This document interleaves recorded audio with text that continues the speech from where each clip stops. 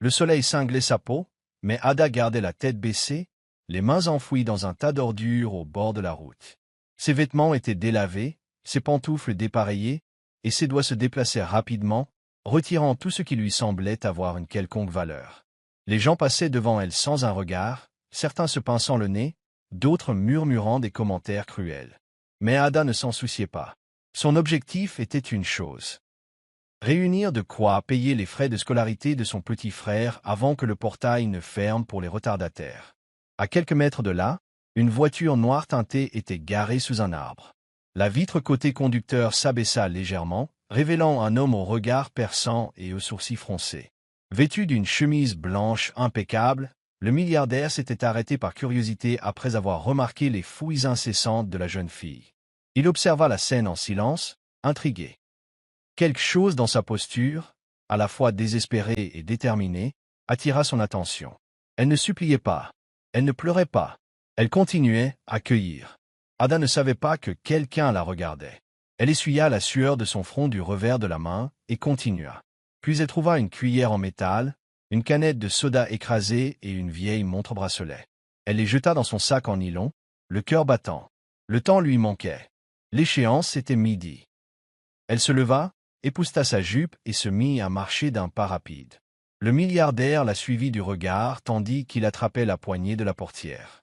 Ada se précipita dans une case voisine, évitant les autres collectionneurs arrivés plus tôt. Elle déposa son sac sur la balance et attendit, le cœur battant, que le préposé vérifie les objets. « C'est à peine suffisant, » grommela l'homme en se grattant le menton. « Il te faut plus de poids si tu veux une bonne récompense. » Ada le supplia, lui disant qu'il ne lui en fallait qu'un peu plus, que son frère serait renvoyé chez lui aujourd'hui. L'homme soupira et lui donna une somme plus faible que d'habitude.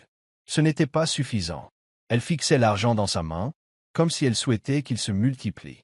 Sans un mot, elle fit demi-tour et courut, dépassant le parking, jusqu'à la rue. Il lui restait 45 minutes. Elle connaissait un dernier endroit, derrière un restaurant où les gens jettent souvent leurs bouteilles de soda. Ses pantoufles claquaient le sol tandis qu'elle courait, indifférente aux escaliers et aux rires qui la suivaient. Pendant ce temps, le milliardaire était sorti de sa voiture. Il gardait une bonne distance mais la suivait discrètement, curieux de la voir faire. Il y avait quelque chose de différent chez cette fille. Elle n'avait pas l'air d'une personne à sa place parmi les ordures. Son regard exprimait la douleur, mais aussi une intention. Il ne s'approcha pas d'elle. Pas encore. Il voulait voir jusqu'où elle irait. Derrière le restaurant, Ada était accroupie près des poubelles débordantes, ramassant bouteilles et canettes en plastique comme une machine. Un ouvrier tenta de la chasser en criant à cause de l'odeur et des rats, mais elle l'entendit à peine. Elle travaillait vite, ses mouvements étaient vifs et désespérés. Le soleil était presque au zénith. Son corps la faisait souffrir, mais elle ne s'arrêta pas.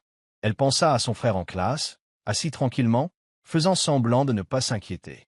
Il ignorait qu'elle se battait pour lui. Le milliardaire observait la scène depuis l'arrière d'un camion. Il serra les mâchoires en la voyant glisser et s'écorcher le coude sur une caisse cassée. Elle grimaça, mais ne pleura pas. Au lieu de cela, elle essuya le sang sur sa jupe et continua. Son téléphone vibra, des appels de son bureau venant de lui. Il les ignora tous. Il ne pouvait plus s'en aller. Quelque chose dans sa dispute réveilla un souvenir qu'il croyait avoir enfoui. Ada remplit son sac, le serra contre sa poitrine et s'enfuit. Elle n'avait que 15 minutes. Ses pieds étaient couverts d'ampoules, sa gorge était sèche, mais son esprit était en feu. Le milliardaire monta dans sa voiture et la suivit lentement, prenant soin de ne pas l'effrayer. Sa décision était déjà prise. Ça ne s'arrêterait pas là. Ada fit irruption dans la casse, les mains tremblantes, tandis qu'elle déposait sa nouvelle collection sur la balance. L'employé leva les yeux, surpris de la revoir si tôt. « Tu vas t'évanouir un jour », murmura-t-il, mais elle l'ignora. Les articles étaient pesés et tarifés. Lorsqu'elle comptait le total, son visage s'illumina. C'était juste assez. Elle serra l'argent fort, murmura une petite prière et se précipita vers l'école. À l'entrée de l'école, l'agent de sécurité la regarda avec suspicion. Elle était rude, en sueur et couverte de crasse. Mais lorsqu'elle mentionna le nom de son frère, l'homme lui fit signe d'entrer. Le milliardaire se gara de l'autre côté de la rue et la regarda se faufiler à travers la foule d'étudiants se dirigeant vers le bureau de l'intendant. Il se renversa dans son siège et hocha la tête. Il avait vu tout ce qu'il avait à faire. Ada réapparut quelques minutes plus tard, un reçu tamponné à la main. Ses yeux brillaient de soulagement. Elle se retourna pour partir lorsque son regard croisa celui de l'homme d'en face. Elle ne le reconnut pas, mais quelque chose dans son regard la figea. Il ne fit pas un signe de la main. Il ne sourit pas. Il la regarda simplement. Puis, lentement, il démarra son moteur. Le lendemain, Ada retourna dans la rue avec son sac. Elle n'avait pas le temps de se remettre. Les livres de son frère devaient être remplacés et leur loyer était bientôt dû. Elle ne voulait pas qu'il sache ce qu'elle faisait. Elle lui dit qu'elle travaillait dans un magasin. Ce mensonge lui pesait lourd sur le cœur, mais c'était le seul moyen de protéger son innocence. En approchant de la même décharge, quelque chose changea. L'endroit avait été nettoyé. Les poubelles étaient vides et la décharge habituelle avait disparu. Elle regarda autour d'elle, confuse, l'esprit s'emballant. Soudain, une élégante voiture noire s'arrêta à côté d'elle. Elle se figea. La vitre s'abaissa, révélant le même homme que la veille. Cherchant quelque chose, demanda-t-il calmement. Ada recula, méfiante. « Qui es-tu » demanda-t-elle sèchement. L'homme ne répondit pas. Au lieu de cela, il ouvrit la porte et sortit. « Tu as du feu dans les yeux » dit-il. « Les gens ne le voient pas, mais moi, si. Tu ramasses les déchets avec plus de dignité que certains portent des costumes de créateurs. J'ai une proposition. » Le cœur d'Ada battait fort. Elle ignorait que sa vie allait changer. Mais pas comme elle l'espérait. Les yeux d'Ada se plissèrent à ces mots. « Je n'ai pas besoin d'aide » rétorqua-t-elle en s'éloignant. Elle avait appris depuis longtemps à se méfier des beaux parleurs qui possédaient de belles voitures. L'homme ne broncha pas. Il fouilla dans sa poche et lui tendit une carte. « Quand tu en auras assez de te battre seul, appelle-moi. » Sans engagement. Puis il remonta dans sa voiture et démarra, laissant derrière lui une fine traînée de poussière. Elle fixa la carte. Pas de nom, juste un numéro. Son instinct lui dit de la jeter. Mais quelque chose chez lui, sa façon de parler, le calme de sa voix, persistait dans son esprit. Elle fourra la carte dans sa poche et se remit au travail. Sa journée était déjà en retard, et les bouteilles ne se vidaient pas toutes seules. Pourtant, tandis qu'elle fouillait dans les poubelles, ses doigts effleuraient parfois la carte, comme pour lui rappeler sa présence. Le soir, Ada rentra chez elle, épuisée. Son frère junior l'accueillit à la porte, lui montrant avec enthousiasme les résultats de ses examens. Il était encore premier de la classe. Elle le serra fort dans ses bras, les larmes aux yeux. « Je veillerai à ce que tu continues. » murmura-t-elle. Cette nuit-là, allongée sur le matelas fin, elle fixa à nouveau la carte. La curiosité la brûlait plus que le doute. Le matin arriva avec tension. Ada se tenait devant une cabine téléphonique, les doigts tremblants, tandis qu'elle composait le numéro. La sonnerie retentit une fois, puis la ligne décrocha. « J'attendais votre appel » dit l'homme d'une voix douce. Ada se mordit la lèvre. « Que attends-tu exactement de moi ?» Il marqua un silence avant de répondre. « Je veux t'offrir un emploi. Rien de louche. Venez voir par vous-même. » Elle hésita. « Oh » Il lui donna une adresse. Ce n'était pas loin. Ada raccrocha et baissa les yeux sur sa tenue, manches déchirées et jeans poussiéreux. Elle repensa au sourire de Junior. Elle repensa aux menaces du propriétaire. Puis elle prit une grande inspiration et se mit en route. L'adresse menait à un grand portail gardé par des hommes en noir. L'un d'eux la vit et haussa un sourcil. « Êtes-vous perdu ?» Avant qu'elle puisse répondre, le portail s'ouvrit en bourdonnant. Une voix intérieure dit « On l'attend ». Ada entra lentement dans l'enceinte. Elle n'avait jamais vu un endroit pareil en vrai. Le sol scintillait et l'air embaumait les roses fraîches. Elle se sentait étrangère, mais elle continua son chemin. Le milliardaire l'attendait à l'intérieur, vêtu d'une chemise bleu marine cintrée. « Bienvenue, Ada » dit-il en se levant lorsqu'elle entra. Elle parcourut du regard le bureau, dont les étagères étaient remplies de livres et de récompenses. « Comment connais-tu mon nom » demanda-t-elle, méfiante. Il sourit. « Je fais mes recherches. » Cela l'a mis mal à l'aise. Il a remarqué et a ajouté. « Ne t'inquiète pas. Je ne suis pas là pour te contrôler. Juste pour t'offrir quelque chose de mieux. » Il m'a expliqué qu'il possédait plusieurs entreprises et que l'une d'elles avait besoin d'une personne de confiance pour l'aider à gérer les stocks. C'était un travail simple, compté, enregistré, organisé. Aucune expérience n'était requise. Le salaire était plus élevé qu'elle n'en avait jamais vu de sa vie. « Pourquoi moi » demanda-t-elle. Il y en a d'autres plus qualifiés. Il se pencha en avant. Parce que tu t'es battu plus durement que quiconque. Et tu n'as pas demandé pitié. Ada resta assisa en silence, réfléchissant. Cela semblait trop beau pour être vrai. Mais quel choix avait-elle? Ramasser les déchets était noble, mais ce n'était pas suffisant. Je vais essayer, dit-elle enfin. Le milliardaire acquiesça. Tu commences demain. Le lendemain matin, Ada arriva tôt. Elle s'était lavé les mains jusqu'à ce qu'elle soit à vif et portait la tenue la plus propre qu'elle possédait. Une grande femme nommée Mira l'accueillit avec un presse-papier. « Tu es la nouvelle assistante ?» demanda-t-elle en regardant Ada d'un air sceptique. « Suis-moi. » Mira n'était pas aimable, mais elle lui expliqua clairement le travail. Boîte, registre, écriture comptable, tout devait être parfait. Ada a vite compris. Son esprit était vif, même si les tâches étaient nouvelles, elle a vite appris. Vers midi, Mira commença à l'observer avec une sorte de respect réticent. « Tu n'es pas mal, murmura-t-elle. Ada eut un léger sourire, mais ne répondit pas. Elle voulait faire ses preuves par des actes, pas par des paroles. Ce soir-là, le milliardaire passa devant l'entrepôt et la vit penchée sur une pile de factures. Elle ne le remarqua pas. Il l'observa un instant, puis s'éloigna avec un sourire. Elle ignorait que sa discrète obstination impressionnait plus de monde qu'elle ne le pensait. Mais sa présence ne satisfaisait pas tout le monde. Une femme nommée Lana, qui travaillait avec le milliardaire depuis des années, remarqua l'attention qu'Ada recevait. Lana lorgnait le milliardaire depuis longtemps, et elle n'appréciait pas cette nouvelle venue. « C'est juste une affaire de charité », lança Lana à Mira. « Attention, elle va bientôt tout gâcher. » Mira ne répondit pas. Elle avait vu les efforts d'Ada. Pendant ce temps, la vie d'Ada commençait à changer petit à petit. Elle pouvait se permettre d'acheter de nouvelles chaussures à Junior, même si elle lui disait qu'elle venait d'un ami. Elle arrêta de ramasser les déchets et commença à économiser. Pourtant, elle ne se laissa pas emporter. Elle se levait tôt, travaillait dur et restait humble. Puis, un jour, alors qu'elle triait des objets, Ada découvrit une étrange anomalie dans les registres. Quelque chose clochait. Elle le signala à Mira. Mira vérifia et pâlit.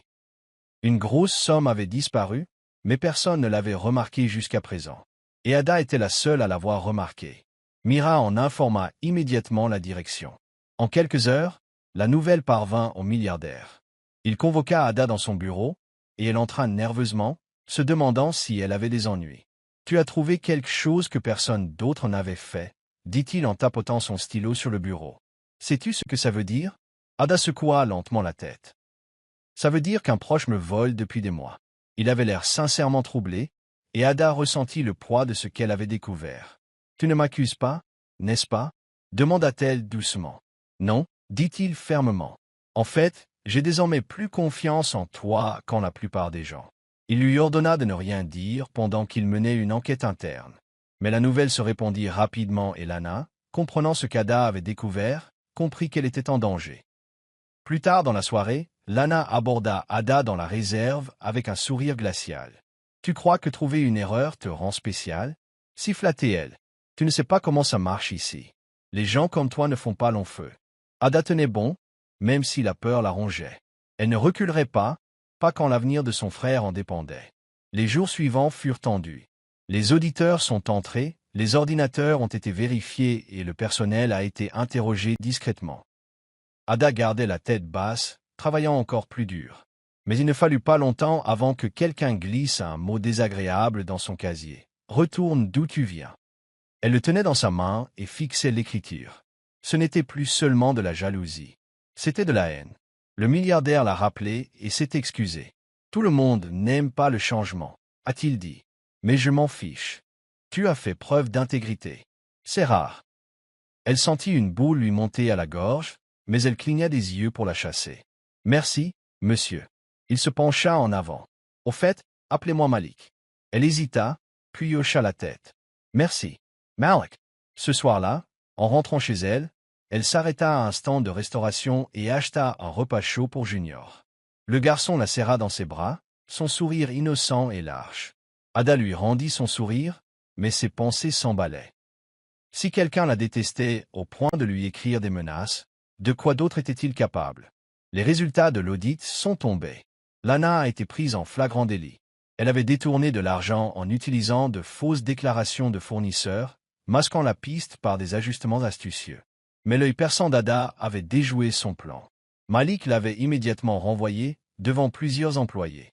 Lana ne s'était pas retirée en catimini. Elle hurla, jura et jeta même une agrafeuse avant d'être escortée dehors. Tout le monde était sous le choc, mais la plupart étaient secrètement soulagés. Les rumeurs sur l'arrogance de Lana circulaient depuis des années, mais personne n'osait la confronter jusqu'à l'arrivée d'Ada. Mira, désormais ouvertement respectueuse, prit Ada à part. « Tu as fait quelque chose de grand, » murmura-t-elle. « Ne laisse personne te rabaisser à nouveau. » Ada est devenue une sorte d'héroïne discrète au sein de l'entreprise. Mais elle n'a jamais changé. Elle continuait à balayer les sols avant de commencer à travailler et donnait toujours à Junior le meilleur de ce qu'elle gagnait. Malik l'observait souvent de loin. Elle l'intriguait, non seulement par sa résilience, mais aussi parce qu'elle ne demandait jamais rien, et pourtant donnait tant. Un après-midi, Malik invita Ada à déjeuner dans une partie privée du bâtiment. Elle hésita avant d'accepter. Ils s'assirent face à face autour d'une table élégante. « Parle-moi de toi, » dit-il. Ada baissa les yeux. Il n'y avait pas grand-chose à dire. Mais il attendit patiemment, et peu à peu, elle s'ouvrit à lui sur la mort de ses parents, l'éducation de Junior et sa survie grâce au ramassage des ordures. Malik écoutait attentivement, sans l'interrompre une seule fois. Quand elle eut fini, il dit « Tu as porté trop de choses toute seule. » Elle haussa les épaules. « Si je ne le fais pas, qui le fera ?» Quelque chose changea dans son expression. Ce n'était plus seulement de l'admiration, c'était personnel. Mais il garda un ton léger. « Tu mérites mieux. » Après le déjeuner, elle retourna à son bureau et trouva une nouvelle calculatrice, une chaise confortable et un mot pour la femme qui voit ce que les autres ne voient pas. Elle sourit et glissa le mot dans sa poche. Elle reprenait confiance, petit à petit. Un matin, Mira vint voir Ada avec une invitation. « Le patron veut que tu assistes à une réunion stratégique, » dit-elle. Ada cligna des yeux. « Moi? Pourquoi ?» Mira haussa les épaules. « Elle dit que tu vois les choses différemment. » Nerveusement, Ada entra dans une pièce remplie d'hommes et de femmes en costume. Elle se sentait mal à l'aise, mais lorsque Malik lui fit un signe de tête, elle redressa les épaules et écouta. Pendant la réunion, tandis que d'autres discutaient d'expansion, Ada leva la main. « Si vous ouvrez de nouvelles succursales, avez-vous pensé dès le départ à prévenir les vols internes ?» Le silence se fit. Malik sourit. « Allez, continue. » Elle a expliqué des moyens pratiques de prévenir la fraude de bas en haut, en s'appuyant sur des exemples concrets. À la fin, même les dirigeants sceptiques ont acquiescé. Après la réunion, l'un des cadres supérieurs s'est approché de Malik et lui a demandé « Où l'avez-vous trouvée ?» Malik a simplement répondu. Elle n'a pas été retrouvée. Elle se tenait là, bien en vue. Le monde ne la regardait pas. Les jours devenaient plus lumineux pour Ada. Elle a emménagé dans un appartement plus confortable avec Junior, dont le toit ne fuyait pas et les murs n'étaient pas fissurés. Elle n'a dit à personne où elle travaillait ni comment les choses avaient changé. Les gens de son ancien quartier ont remarqué le changement, mais elle est restée humble, les saluant toujours avec respect. Au travail, Malik a commencé à passer plus de temps avec elle. Parfois, il parlait affaires, d'autres fois, il partageait simplement le thé et riait en se racontant des anecdotes d'enfance. Un jour, il lui a demandé quels étaient ses rêves. Elle le regarda longuement. « Juste que mon frère ait un avenir. C'est tout ce que j'ai toujours voulu. » Malik n'a pas répondu immédiatement. Mais une semaine plus tard, il lui a remis une enveloppe scellée. À l'intérieur se trouvaient les documents complets de parrainage scolaire pour Junior, incluant le logement, les livres et plus encore. Ada le fixa, stupéfaite. « Pourquoi fais-tu ça ?» Malik répondit simplement. « Parce que certaines graines méritent un terrain fertile pour pousser. » Ada resta figée, l'enveloppe à la main. Son souffle s'arrêta tandis qu'elle contemplait les documents garantissant l'avenir de son frère. C'était tout ce dont elle avait rêvé, et pourtant elle ne pouvait s'empêcher d'être mal à l'aise d'accepter autant de quelqu'un, surtout de Malik. « C'en est trop, » murmura-t-elle. Mais Malik se contenta de sourire. « Tu as ramassé des déchets pour payer les frais de scolarité. Laisse-moi te reprendre là où le monde t'a laissé tomber. » Cette nuit-là, elle regarda Junior dormir paisiblement. Pour une fois, elle ne s'inquiétait pas du prochain trimestre scolaire ni de la provenance du prochain repas. Mais ce réconfort ne dissipa pas ses craintes. Que voulait vraiment Malik? Était-ce de la générosité ou quelque chose de plus profond? Ada ne voulait pas se sentir redevable à qui que ce soit, pas après avoir tant lutté pour voler de ses propres ailes. Le lendemain matin, elle rendit l'enveloppe. Pas encore, dit-elle doucement. Laisse-moi te prouver que je peux le mériter. Malik l'observa in silence. Tu l'as déjà fait, dit-il, mais il reprit l'enveloppe. Alors, gagne-le grâce à un projet, ajouta-t-il. Nous lançons une nouvelle entreprise, et je veux que tu diriges les recherches. Ada cligna des yeux, incertaine d'avoir bien entendu. Moi? Il hocha la tête. Oui, toi. Le projet était exigeant, avec de grandes attentes et des délais serrés. Ada s'y est investie à corps perdu, déterminée à prouver à Malik qu'elle était plus qu'un cas à plaindre. Elle est restée tard, à étudier les dossiers et à même interroger des clients pour recueillir leurs avis. Mira était impressionnée, murmurant souvent « Tu deviens une tempête inattendue ». Ada sourit, mais resta concentrée. Malik n'intervint pas. Il ne prenait de ses nouvelles que de temps en temps, lui offrant des conseils tout en lui laissant de l'espace. Lors de la présentation finale, Ada se tenait devant le jury, les mains légèrement tremblantes. Elle a présenté sa proposition avec clarté, cœur et détermination. Lorsqu'elle a terminé, le silence est tombé dans la salle. Puis vinrent les applaudissements, sincères, tonitruants et approbateurs. Après cela, Malik s'approcha d'elle, le regard empreint de fierté. « Tu as fait plus que faire tes preuves, » dit-il. « Vous avez changé la façon dont cette entreprise perçoit les gens. » Ada se sentait dépassée, mais forte. Ce soir-là, elle a signé un vrai contrat avec un vrai titre et un salaire stable. L'éboueur était désormais un stratège respecté. Mais alors que les choses commençaient à se calmer, quelqu'un du passé est revenu, non pas un ex, mais la tante d'Ada, dont elle était séparée. Elle avait entendu parler du nouveau travail d'Ada et s'était présentée à son appartement, faisant semblant de s'en soucier. « Ta mère serait fière » dit-elle doucement. Mais Ada avait deviné. C'était la même femme qui avait dérobé les petites économies de ses parents et disparu à leur mort. Elle l'invita néanmoins à entrer, lui offrit à manger et l'écouta. La femme renifla et prétendit être sans abri, sans emploi et désespérée.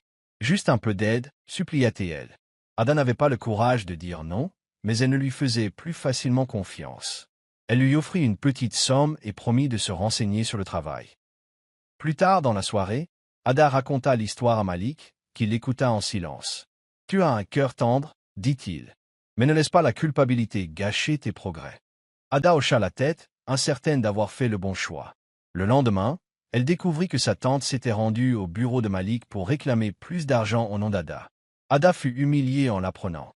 Elle fit irruption dans le bâtiment, prête à affronter Malik. « Je ne lui ai pas demandé de venir, » dit-elle fermement. Elle a utilisé mon nom sans ma permission. Malik fit un geste calme pour s'en débarrasser. Elle n'a rien obtenu. Je ne récompense pas les mensonges. Mais il m'a prévenu, votre succès attirera des ombres. Sois prête. Ada rentra chez Let confronta sa tante. Pars, dit-elle sèchement. Tu m'as quitté, tu te souviens? Ne fais pas semblant maintenant, ricana la femme. Alors tu penses que tu es meilleur maintenant parce qu'un homme riche t'aime bien? Ada ne broncha pas. Je pense que je suis meilleur parce que je refuse de devenir comme toi. Sa tante partie, Ada s'est davantage concentrée. Son travail a commencé à apparaître dans des dossiers importants. Les notes de Junior se sont également améliorées, et son professeur a commencé à le qualifier de génie discret. Les choses s'arrangeaient petit à petit. Mais la proximité avec Malik grandissait aussi.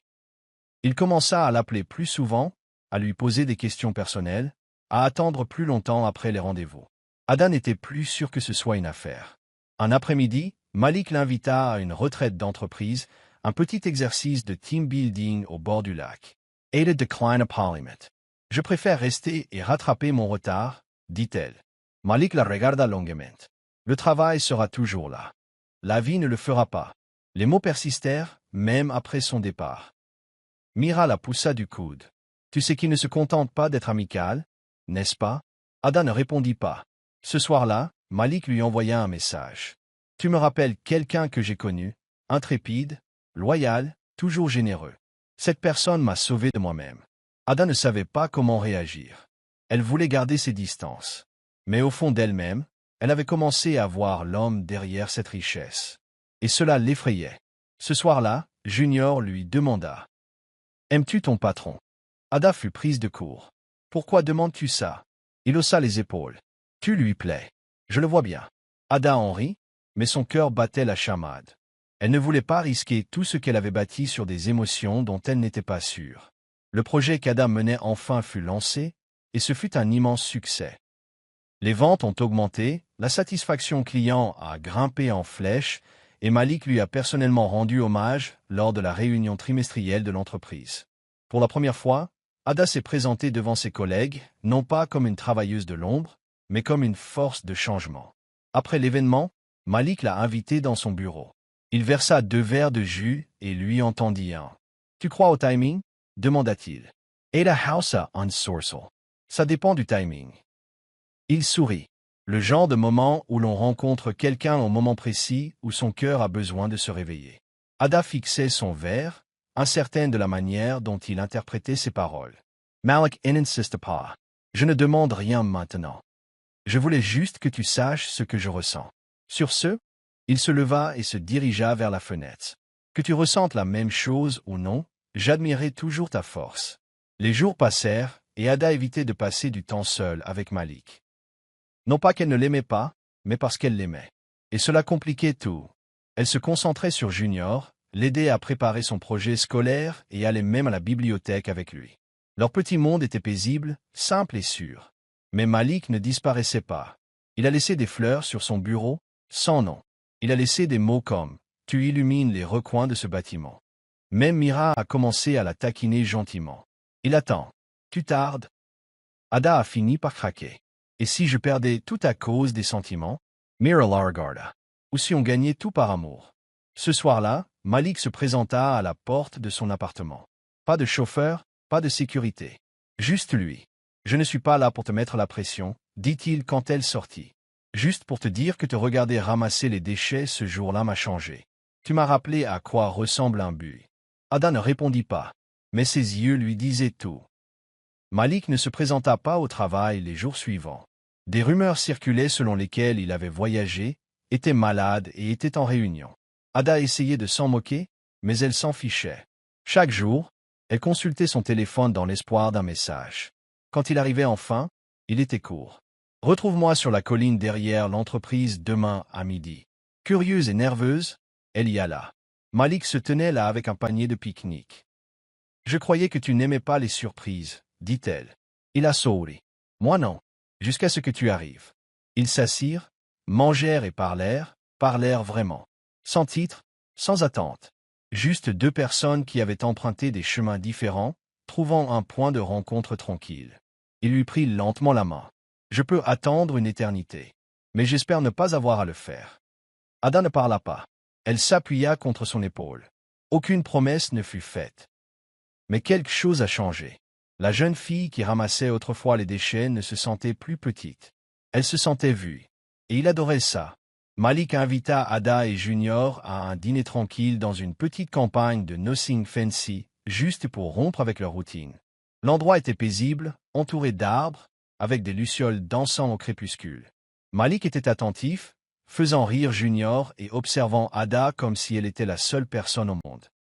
Pour une fois, Ada ne réfléchissait pas trop. Elle savourait l'instant. Alors qu'il retournait à la voiture, Malik s'arrêta brusquement et fit face à Ada. « Je n'ai jamais connu une telle paix, » dit-il. « Pas dans les salles de réunion. Pas dans des manoirs. Juste ici, avec vous deux. » Le cœur d'Ada s'emballa. Elle avait essayé de résister à la chute, mais à un moment donné, elle avait déjà glissé. Malik lui prit doucement la main, et cette fois, elle ne s'écarta pas. Sur le chemin du retour, Junior dormit sur la banquette arrière. Ada regarda par la fenêtre et murmura « Pourquoi moi ?» Malik la regarda. « Parce que tu te bats avec grâce, que tu aimes sans orgueil et que tu vois de l'or dans la poussière. » Ada ne répondit pas, mais elle lui prit la main et la serra fort. La semaine suivante, l'entreprise annonçait une expansion majeure et Ada fut choisie pour diriger l'une des nouvelles succursales. C'était une avancée majeure, une promotion dont beaucoup rêvaient. Mais cela impliquait aussi un déménagement. Elle devait choisir, rester dans la ville près de Malik ou accepter ce nouveau rôle qui pourrait tout changer. Malik la rencontra ce soir-là. « J'ai entendu parler de l'offre, » dit-il doucement. « Je suis fier de toi. Tu l'as mérité. » Ada scruta son visage. « Alors, que dois-je faire » Malik sourit faiblement. Quel que soit ton choix, je te soutiendrai. Tu n'as jamais été à moi de te retenir. Ces paroles étaient nobles, mais blessantes. Cette nuit-là, Ada s'assit à côté de Junior et le regarda dormir. On déménage encore, demanda-t-elle doucement.